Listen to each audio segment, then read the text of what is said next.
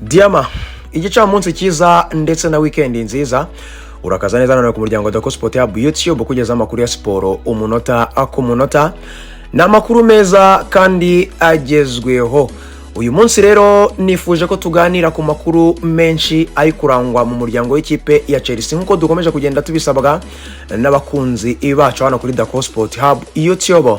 Bakomeje kugenda batubwira bati ducishamo amasenshoni, utubwire ku muryango w'ikipe imwe runaka, utuviri muzingo, utubwire ku makuru arimo aravugwamo yose. Uyu munsi rero iyi session nayitangire mu muryango w'ikipe ya Chelsea. Ndifuza ko turi buze kuba tuganira ku makuru menshi agiye atandukanye, harimo abagomba kwinjira cyangwa se abari kwifuzwa n'ikipe ya Chelsea, yaba muri defense, yaba mu izamu, yaba mu gice cy'imbere, harimo abagomba gusohoka, ndetse harimo n'amakuru arimo aravugwamo menshi cyane agiye atandukanye yose hamwe. Rero nk'umufana w'ikipe ya Chelsea cyangwa se umukunzi w'umupira w'amaguru, ndagira ngo usabe gutera agatebe cyane ukurikirane aya makuru muri rusange, kubera ko iyi session izongera kugaruka itinze cyane, kubera ko harimo n'andi makipe ngomba kuzahita nimukiramo nka za Arsenal, Manchester, Liverpool, Barca, Real ndetse n'andi menshi cyane. Ariko nanone ndongera gushimira uyu muryango Dako Sport Hub. Tumaze kugera mu subscribers hafi 3500.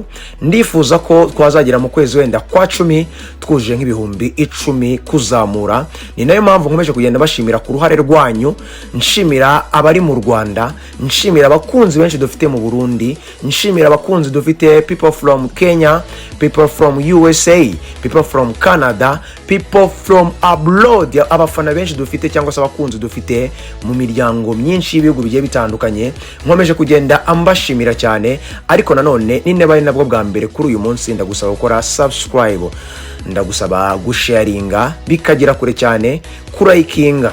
Ikindi kandi ndagusaba gutanga igitekerezo cyawe ko ni nyamibwa, kuko urabona ko tunagikurikiza cyane, cyo ubona twakongera muri cyo twahindura. Ikindi kandi ndagusaba komeza kubana natwe kuva ku munota wa mbere kugeza ku munota wa nyuma, ntugire ikintu ucikwa, kugira ngo kino kiganiro kize kuba kikuryohera nk'ibisanzwe iteka. Rero bana natwe 5 kwa 5.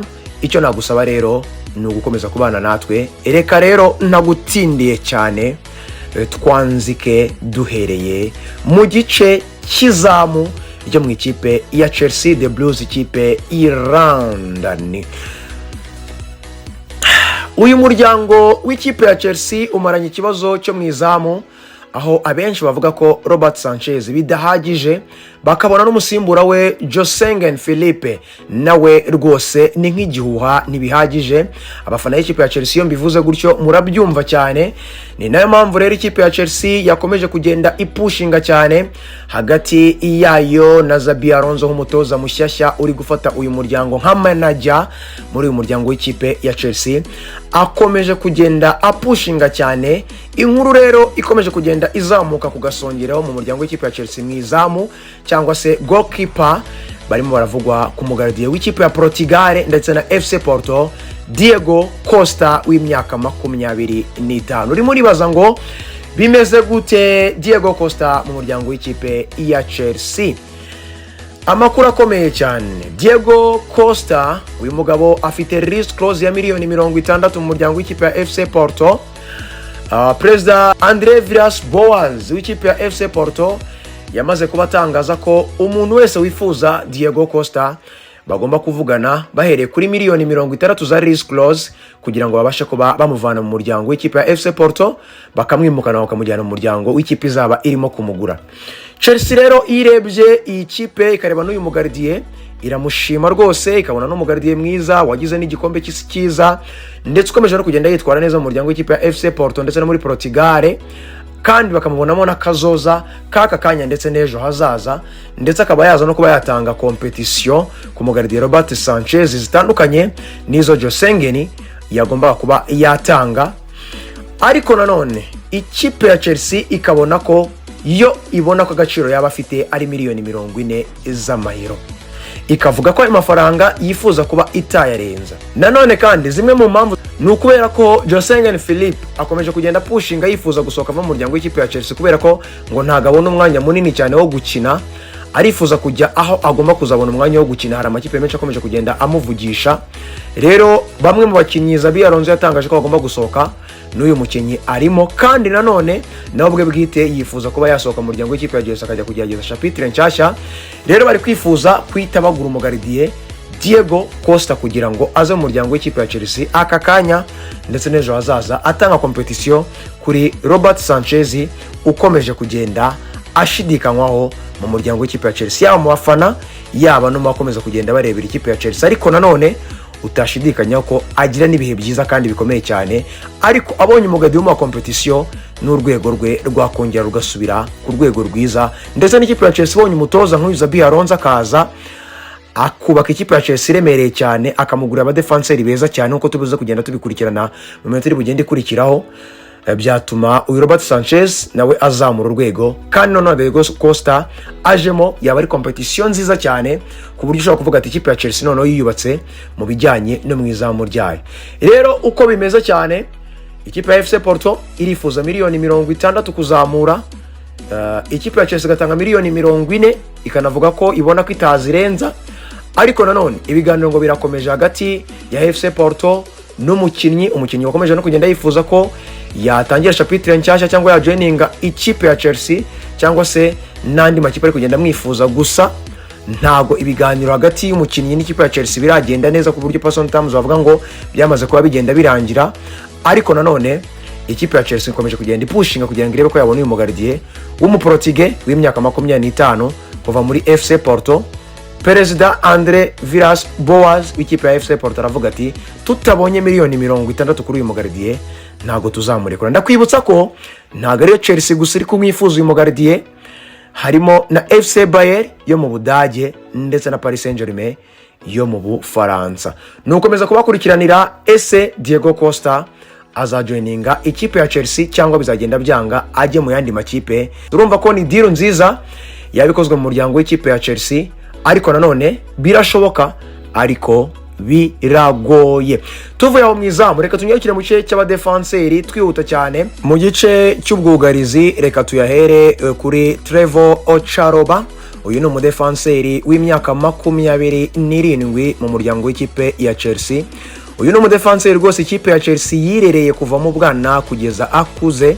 Uyu ni umudefenseri wari umaze umwaka cyangwa se umwaka n'igice arimo ayifasha kandi cyane, nyuma yuko Levi Colwill yari yaragize ikibazo cy'imvune ndetse na Fofana bya hato na hato yagendaga agira ibibazo by'imvune. Ariko uyu Trevoh Chalobah bari baratije mu muryango w'ikipe ya Crystal Palace, baje kumugarura baza kuba bamwifashisha cyane. Uyu mudefenseri rero ikipe ya Como yakomeje kugenda imwifuza aho yibereye hari mu ikipe y'igihugu y'Abongereza mu gikombe cy'isi. Biteganywa ko ari buze gukina umwanya wa gatatu n'ikipe y'igihugu y'Abafaransa kuri uyu munsi. Trevoh Chalobah ikipe ya Como yatanze ubusabe bwayo bwa mbere, ndavuga bid y'amafaranga runaka. Ikipe ya Chelsea irayanga kubera ko ntago yarahagije miliyoni 20 z'amayero. Ariko nanone ikipe ya Como iza kubona ko ikipe ya Inter Milan ikomeje kugenda iyihanganya cyangwa se iyataka kuri iri soko rya Trevoh Chalobah, iza gutangaza ko ibaye ivuyemo gatoya kugira ngo ibanze ireke Inter cyangwa se ibererekere Inter ibanze irebe ko yabikoraho ikabirangiza kugira ngo itaza gutuma ino transfer ihenda cyane. Ariko yaje kubona ko Inter Milan itari kubigendamo n'imbaraga zihagije, yongera kuba igarukamo kugeza kuri saha yamaze kuba igarukamo kuri miliyoni 35 z'amapaundi kuri uyu mukinnyi witwa Trevoh Chalobah kugira ngo irebe ko yamusinyisha imuvana mu muryango w'ikipe ya Chelsea. Nukuvuga ngo rero n'ubundi Chelsea niyo mafaranga yari yakomeje kugenda yifuza cyane ko ikipe yatanga cyangwa se ikipe yose igenda imwifuza. Kugeza kuri saa rero ibiganiro ngo bigeze aho bishyushye cyane rwose, ndetse no kuri gahunda za nyuma, dore ko Trevoh Chalobah nawe yifuza kuba yasohoka mu muryango w'ikipe ya Chelsea akajya kugerageza chapitre nshyashya. Yifuza kujoininga Serie A, ariko nanone akaba yifuza kujoininga ikipe izakina imikino y'I Burayi, especially UEFA Champions League. Rero komo kubera ko izabasha kubikina y'umutoza Fabregas, yabashije kuba yaba yumvikana nayo. Ibiganiro bigeze kure cyane hagati ya Chelsea ndetse n'ikipe ya Como. Ibiganiro bisigaye ni hagati y'umukinnyi n'ikipe ya Como kugira ngo barebe person terms, ibyo agomba kuzafata, ibyo agomba kuzahabwa, umushahara n'ibindi byinshi bigiye bitandukanye kugira ngo Trevoh Chalobah ajoining ikipe ya Como mwaka utaha w'imikino. Ibiganiro rero biri buze kuba bisozwa muri kino cyumweru nyuma yuko Trevoh Chalobah bari buve mu gikombe cy'isi agaruka mu ikipe ya Chelsea kugira ngo aze kuba asohoka mu muryango w'ikipe ya Chelsea ajoininga ikipe yakomeje kugaragaza ko imwifuza kandi cyane. No kuvuga kugeza kuri saha rero Chelsea kuri Trevoh Chalobah bishobora kuba bigiye kuba birangira muri iyi mercato iyi sama. Trevoh Chalobah asohoka mu muryango w'ikipe ya Chelsea yerekeza mu muryango w'ikipe ya Como. Birabura gatoya cyane kugira ngo bize kuba birangira. Tuza kugenda tubabwira aho amakuru ari buze kugenda nako agana k'uyu mukinnyi Trevoh Chalobah. Tukiri aho muri defense y'ikipe ya Chelsea hari umudefense umaze igihe ari kuvugwamo witwa Maxence Lacroix. Abantu benshi barimo baribaza bati se deal ya Maxence Lacroix kuki itari kurangira? Deal ya Maxence Lacroix kuki Chelsea itayirangiza? Xabi Alonso manager mushyashya w'ikipe ya Chelsea kwi deal ikomeje kugenda itarangira kandi Chelsea yifuza umudefenseri centrale. Mureke mbabwire impamvu nyambere ikipe ya Chelsea iri kwifuza Maxence Lacroix. Chelsea imaze iminsi ifite ikibazo cy'umudefenseur ukina defense centrale nimero 4 ubasha kwiyangaja mu madiweri agiye akomakomeye bijyanye nuko umubiri we uzaba uhagaze. Murabizi ko Wesley Fofana ni umudefenseur ugira ikibazo cy'umubiri we kubera ko imvune kuva yagira mu muryango w'ikipe ya Chelsea ziramwugarije. Trevoh Chalobah ni umudefenseur utarajya kuri ya level yuko Chelsea yamurirahingaho.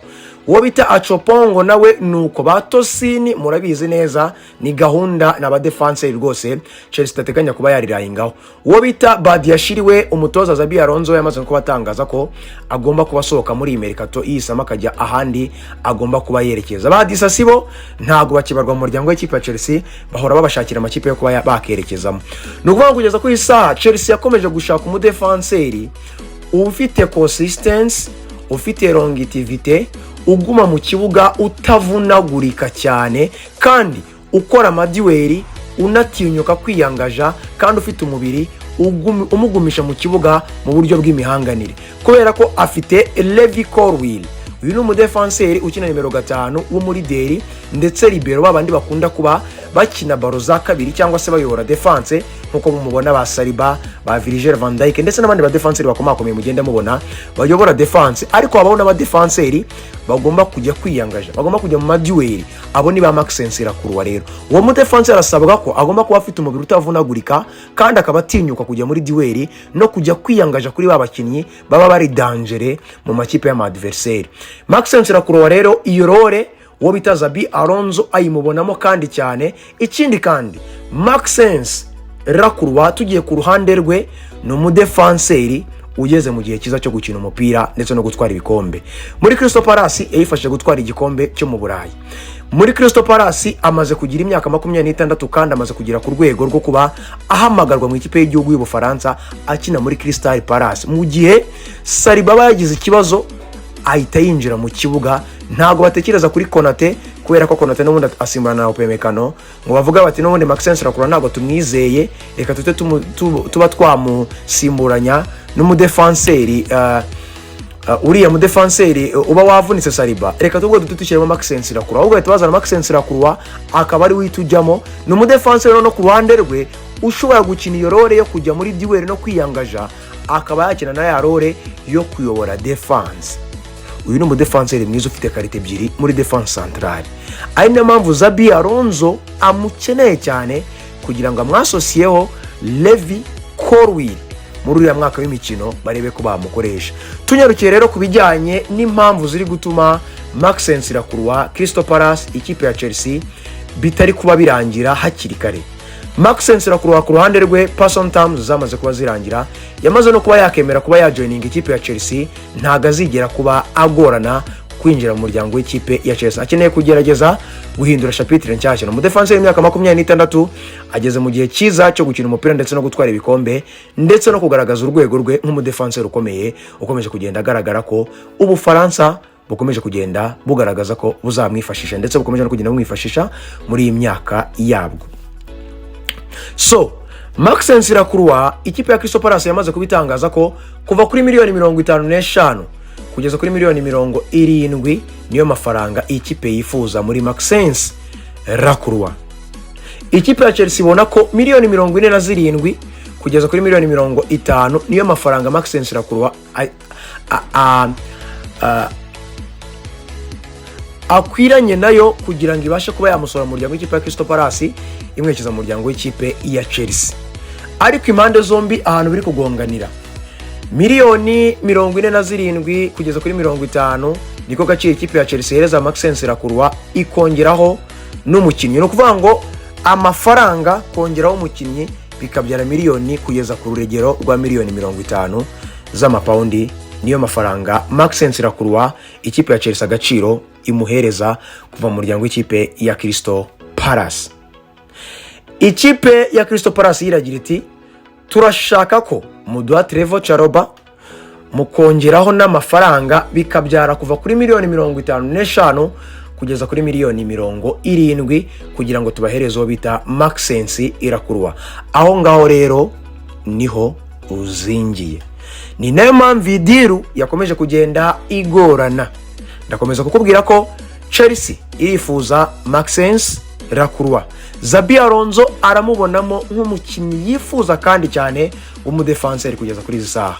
Nanone kandi ndagira ngo mwibutse ko ikipe ya Chelsea ikomeza kugenda itinda, hari andi makipe yakomeje kugenda ayitera nyuma y'uko Arsenal imaze kuvunyikisha aho bita William Saliba ku rutirigongo cyangwa se kuri back ye. Arsenal yatangiye kugenda ireba nanone kuri Maxence Lacroix ko yaba umusimbura wa William Saliba. Muri kino gihe cyamaze kuba gitangazwa amezi 4 kugeza kuri 5 William Saliba agomba kumara hanze y'ikibuga. Chelsea ishobora kuza kwiteza urugamba cyangwa se ikiteza race cyangwa se ikiteza intambara muri irigura ry'uyu mukinnyi Maxence Lacroix mu gihe cyose itari buze kubikuye diru mu nzira. Ngaruka cyane gatoya ndagira nkubwire ngo biragoranya cyane kubera ko Trevoh Chalobah nawe ntago ari buze kuba byoroha cyane ko ajya muri swap deal kubera ko Como ikomeje kugenda igaragaza ko ubusabe ikipe ya Chelsea kugenda yifuza igiye kugenda ibwubahiriza.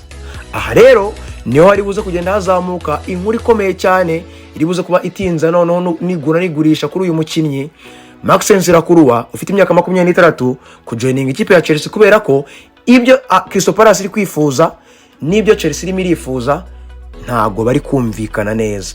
Nukomeza kugenda tubakurikiranira ariko ndagira nkubwire ngo nuko diru imeze. Ni nayo mpamvu mbona Maxence Lacroix bikomeje kugenda bigorana kujoininga ikipe ya Chelsea. Nibisobanuye ko Chelsea itamwifuza, nibisobanuye ko Crystal Palace itagurisha, ariko hagati y'imande zombi ntago bari guhuza ku kifuzwa.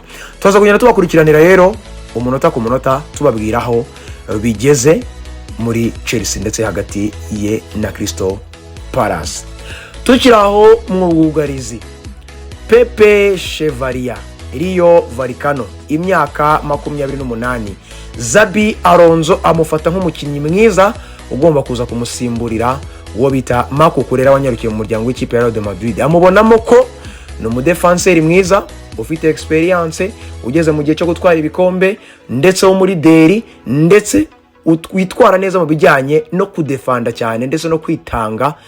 Ikindi imibare mikeya mu busatirizi nayo arayifite. Xabi Alonso rero amubonamo ko systeme ze ndetse n'imyitwarire ye yafitinga mu kiragano agiye kubaka mu muryango w'ikipe ya Chelsea. Gahunda rero Pepe Chevalier yo imeze gute? Yatanze miliyoni 15 z'amapaundi zirangwa, yongeye gutanga miliyoni 21. Ikipe ya Rio Vallecano igaragaza ko akiri makeya. Ikipe ya Rio Vallecano perezida wayo akomeje gutangaza ko bifuza miliyoni 42 kugira ngo babone batange uyu mukinnyi Pepe Chevalier ziri muri release clause. Ngo Rio Vallecano mu gihe itarabona miliyoni 42 ziri muri release clause ngo ntabwo izagurisha uyu mukinnyi Pepe Chevalier mu muryango w'ikipe ya Chelsea. Personal terms hagati ya Pepe Chevalier n'ikipe ya Chelsea zamaze kuba zirangira.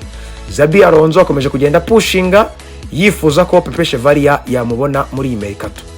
Nugutegereza tukareba niba ikipe ya Chelsea iri butange miliyoni 42 ziri muri release clause z'amapaundi cyangwa iri buri uze kuba ikipe ya Rayo Vallecano iri buze kubigabanura aya mafaranga, bagirana ibiganiro byiza ku buryo Pepe Chevalier ukomeje gupushinga nawe yifuza gusohoka mu muryango w'ikipe ya Rayo Vallecano ajoininga ikipe ya Chelsea, biri buze kuba bikunda. Nkwibutsa ko uyu ni myugariro uca ku ruhande rw'ibumoso, aho benshi bakunda kwita kuri nimero 3 muri terme technique y'umupira w'amaguru. Biri buze kugenda birangira gute? Turaza kugenda tubakurikiranira uko biri buze kugenda birangira. Dukomeje cyane mu muryango w'ikipe ya Chelsea, hari muri kuvugamo muri mediane cyangwa se aho bita muri midfielder. Ikipe ya Chelsea ikomeje kugenda ikurikirana situation y'uwo bita Enzo Fernandez. Uyu mediateri w'imyaka 25-26 no mediateri ukina ikipe y'igihugu ya Argentina, yageze no ku mukino wa nyuma mu gikombe cy'isi agomba gucakirana n'ikipe y'igihugu ya Espagne ku cyumweru ku itariki 19 New York. No kuvuga ngo uyu munya Argentina ni situation ikomeje kugenda ikomera cyane. Chelsea yashizeho price tag ya $120 kumwifuza wese. Real Madrid yakomeje kugenda ireba ko yamushyira kuri shortlist iyo abakinnyi yifuza muri mediane yayo, ariko Real Madrid yakomeje kongera itangaza ko yamaze kuba yisohora muri deal bijyanye nuko iri guhendwa. Ngo nta biganiro ndetse na bid yigeze tangwa na Real Madrid mu muryango w'ikipe ya Chelsea kugira ngo irebe ko yafata uyu mediateri Enzo Fernandez. Ariko nanone hari amakuru ari kuvuga ko uwo bita Xavi Pastor agent we arikomeza kugenda mushakira isoko ryaho yamugurisha kugira ngo asohoke mu muryango w'ikipe ya Chelsea. Ariko nanone kandi Enzo Fernandez nawe bijyanye nuko ayumva atishimira kuguma mu muryango w'ikipe ya Chelsea, bijyanye n'ibihano uwo bita Liam Rosenio yamuhaye mu mezi ashize bijyanye n'amagambo yari yavuze mu muryango w'ikipe ya Chelsea. Ikindi kandi nyuma yuko hari amakuru avuzwe yuko yaserebuye igitego ubwo yatsindaga igitego cyo kwishyura Abongereza, agaserebura celebration ikipe ya Chelsea kamushyira ku rukuta rwayo, ariko comment nyinshi cyane z'Abongereza ndetse n'abafana b'umupira w'amaguru mu Bwongereza harimo nabiganje mu muryango w'ikipe ya Chelsea bakabaga neza ikipe ya Chelsea. Ikipe ya Chelsea kati mukuraho nanone kuri post umubano ushobora kuba waragabanutse cyane hagati y'abafana b'ikipe ya Chelsea ndetse n'abafana b'Ubwongereza ndetse na Enzo Fernandez, bitagaragaye neza ku mpande zombi. Ikindi kandi amakipe menshi akomeje kugenda amwifuza, ariko nanone akazi inkuru ivuga ko hamwe n'ibinyamakuru byinshi mu kiganiro n'itangazamakuru Xabi Alonso interview ya mbere cyangwa se ibiganiro yajyanye n'abanyamakuru bya mbere, abamubaza ku bijyanye na Enzo Fernandez yaje kuba ashimangira ko aganira contact bwite hagati ye na Enzo Fernandez, baganira ku bijyanye n'akazoza ke mu muryango w'ikipe ya Chelsea, kandi ngo ibiganiro bimeze neza ngo kandi binashimishije. Ibinyamakuru byongera kumubaza ko yifuza kuba yamugumana, abisubiza abibwira ko yego yifuza kuba yamugumana.